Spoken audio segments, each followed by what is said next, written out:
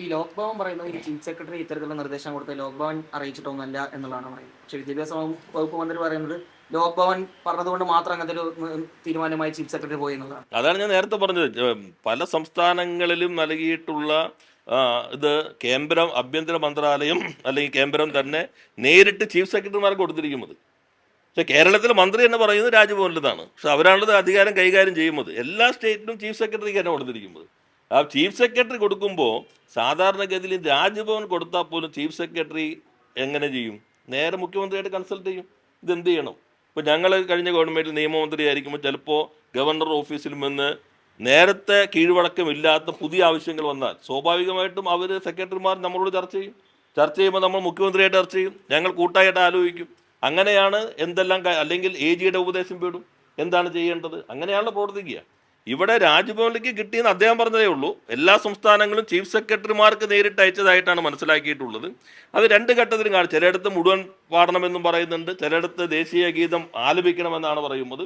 ദേശീയ ഗീതം ആലപിക്കുന്നത് ഇപ്പം എങ്ങനെയാണ്? ചിലർ പറയും ഇപ്പോൾ ദേശീയ ഗീതം ആലപിക്കണമെന്നല്ലേ പറഞ്ഞിട്ടുള്ളൂ, മുഴുവൻ ആലപിക്കണമെന്ന് പറഞ്ഞിട്ടില്ലല്ലോ. പക്ഷെ നമ്മൾ രണ്ട് ഭാഗവും കാണുകയുണ്ടായി. സത്യപ്രതിജ്ഞ ചടങ്ങിൽ മുഴുവൻ ആലപിക്കുന്നതും കാണുകയുണ്ടായി. പക്ഷെ ഇത് അതേപടി തന്നെ നേരെ കൊടുക്കുന്നു.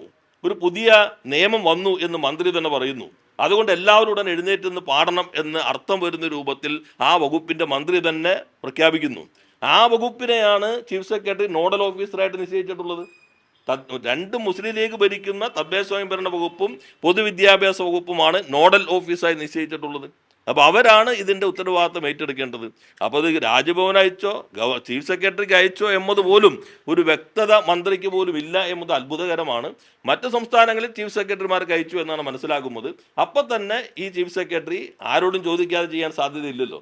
ആ ധാരണയിൽ തന്നെ താഴോട്ട് കൊടുത്തിരിക്കുന്നു. അപ്പോൾ BJPക്ക് വേണ്ടിയുള്ള പൂർണ്ണമായി നടപ്പിലാക്കുന്ന ഒരു ഗവൺമെൻറ്റായി ഈ ഗവൺമെൻറ് അതിവേഗത്തിൽ മാറിയിരിക്കുന്നു.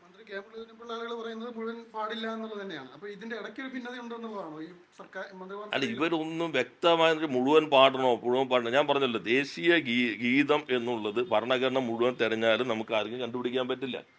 51A ആണ് ദേശീയ പതാകയോടും ദേശീയ ഗാനത്തോടുമുള്ള ആദരവ് പ്രകടിപ്പിക്കണമെന്ന് വ്യക്തമാക്കുമ്പോൾ, അതുപോലെ സ്ഥാപനങ്ങളോടും ഭരണഘടനാ സ്ഥാപനങ്ങളോടും. എന്നാൽ ഒരു പ്രഖ്യാപനം നടത്തി, അതുകൊണ്ട് തന്നെ അത് എല്ലാവരും അത് വന്ദേ മാതരം അത് ദേശീയ ഗീതമായി അംഗീകരിക്കുന്നു, ഭരണഘടനയ്ക്കകത്തില്ലെങ്കിൽ പോലും.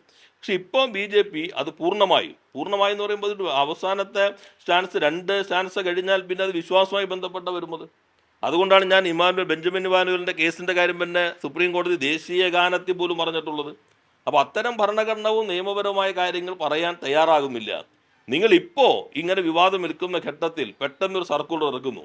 ആര് പറയുന്നില്ല? മുഖ്യമന്ത്രി അറിയുന്നില്ല എന്ന് മുഖ്യമന്ത്രി, മന്ത്രിമാർ പറയുന്നു രാജ്ഭവൻ്റേതാണെന്ന്. ഇപ്പോൾ നിങ്ങൾ പറഞ്ഞതുപോലെ മറ്റൊരു മന്ത്രി വേറെ രീതിയിൽ വ്യാഖ്യാനിക്കുന്നു. അപ്പോൾ കൂട്ടുത്തരവാദിത്വം ഒന്നും ഇപ്പോഴേ നഷ്ടപ്പെട്ടു എന്ന മട്ടിലാണ് ഇവരുടെ പ്രതികരണങ്ങളെല്ലാം വന്നുകൊണ്ടിരിക്കുന്നത്. ഈ അർജുന ആയിങ്കെ പോലെ ഒരു ഗുണ്ടയെ ഇപ്പോഴും ചില ഇടത് പ്രൊഫൈലുകൾ ഇപ്പോഴും അവർ വലിയൊരു പിന്തുണ നൽകുന്നു, അവരെ നിങ്ങൾ അവരോട് ഏത് പ്രൊഫൈലാ? അല്ല, ഒരു ഇടതുപക്ഷ പ്രവർത്തകർ ഇപ്പോഴും ഏത് പ്രവർത്തകരാ? ഒരുപാട് പ്രവർത്തകർ ഇപ്പോഴും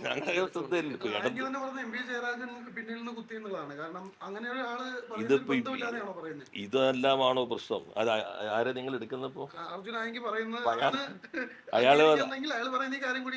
അല്ല, അയാളെയാണ് നിങ്ങൾ അംഗീകരിക്കുന്നത്. എനിക്കറിയില്ല.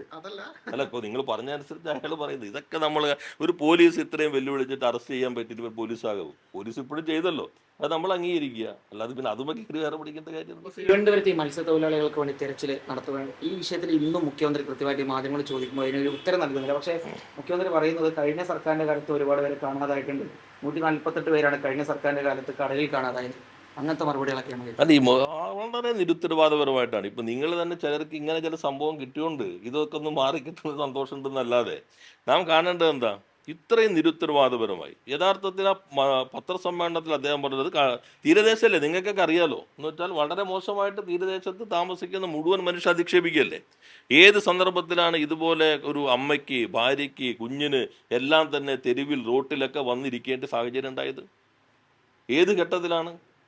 നേരത്തെ കഴിഞ്ഞ ഗവൺമെൻറ് ഘട്ടത്തിലായിരുന്നുവെങ്കിൽ ഇപ്പോൾ പല സംഘടനകളും വല്ലാതെ പ്രശ്നത്തിലേക്ക് വന്നേനെ. പിന്നെ അവരെല്ലാം ഇതൊന്നും രാഷ്ട്രീയം വേണ്ട എന്ന് ഇപ്പോൾ തീരുമാനിച്ച് മിതത്വം പാലിച്ച് ഇറങ്ങിയത് കൊണ്ടും ഇത് സ്വകാര്യ കാര്യമായി ചർച്ച ചെയ്ത് പരിഹരിക്കാമെന്നൊക്കെ വന്ന് അഭ്യർത്ഥിക്കുന്നത് കൊണ്ടും അത്രയും വരുന്നില്ല എന്നുള്ളൂ. നാം കാണേണ്ടത് ഏകോപനത്തിൽ ഇത്രയും പരാജയപ്പെട്ടൊരു കാലം ഉണ്ടായിട്ടുണ്ട്. ഇത് അത്രയും നേരത്തെ ഓക്കി പോലെ അത്രയും വലിയ ദുരന്തമല്ലല്ലോ. അവരകത്ത് ആ കുടുംബത്തെ പോലും വിശ്വാസത്തിലെടുക്കാൻ കഴിഞ്ഞില്ലല്ലോ. ഇത് രാഷ്ട്രീയ പ്രശ്നമല്ലല്ലോ. എല്ലാവരെയും ഒന്നിച്ചു കൊണ്ടുപോയി ഇത്തരം ഘട്ടങ്ങൾ പ്രവർത്തിക്കേണ്ട ഒരു സംവിധാനം പ്രവർത്തിച്ചിട്ടില്ല. ആരും അങ്ങോട്ട് തിരിഞ്ഞു നോക്കിയിട്ടില്ല. ഇത്രയും നിരുത്തരവാദപരമായ ഒരു ഗവൺമെന്റിന് എങ്ങനെ പ്രവർത്തിക്കാൻ കഴിയുന്നു? ഒരു തരത്തിൽ ഏകോപനം ഉണ്ടായിട്ടില്ല. അപ്പോൾ മത്സ്യത്തൊഴിലാളികൾ പല സ്ഥലങ്ങളിലുള്ള ആളുകൾ ഇത്രയും വേദനാജനകമായ ഒരു അനുഭവം കുടുംബത്തിലുണ്ടായിട്ട് തെരുവിൽ വന്ന് ആ സമയത്ത് കുത്തിരിക്കേണ്ട ഒരു സാഹചര്യം ഒന്ന് ആലോചിച്ച് നോക്കൂ. യഥാർത്ഥത്തിൽ അത് അർഹിക്കുന്ന അത്രയും വേഗതയിൽ എത്തിയിട്ടില്ല എന്ന് മാത്രമേ കാണേണ്ടത്. അങ്ങേയറ്റം നിരുത്തരവാദപരമായിട്ടാണ് ഈ പ്രശ്നത്തെ ഈ ഗവൺമെന്റ് കൈകാര്യം ചെയ്തിട്ടുള്ളത്.